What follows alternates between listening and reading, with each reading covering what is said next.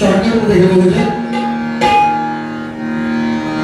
प्रेक्षको 84 लक्ष जोडीनंतर आपल्याला म्हणजे आपल्याला मनुष्याचा देह मिळालाय.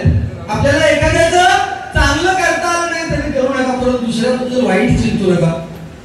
कारण हे सगळं जे आहे ते कर्माचं गाठोडं तुम्हाला मरणाच्या उंबरठ्यावर कामाला येणार आहे. लक्षात घ्या. मरते वेळी आपला मुलगा फक्त शेवटपर्यंत म्हणजे बापाच्या चितेला अग्नी लावेपर्यंत, आपला मित्र परिवार स्मशानापर्यंत, आपली बायको दारापर्यंत आहे, कोण नाही कोणता. त्यामुळे आपण जो देह मिळाला आपल्याला तो कुठेतरी सार्थक लावायचा आहे. म्हणून काय म्हणतो बघा, ऐका ऐका सारे जग भवतारया कारण. अशी कित्येक उदाहरणं. हा भवसागर तरुण जाण्यासाठी त्या परमेश्वराचं नामस्मरण फार गरजेचं आहे. दशावतारामध्ये एक गाणं खूप छान घेतलं जातं बघा.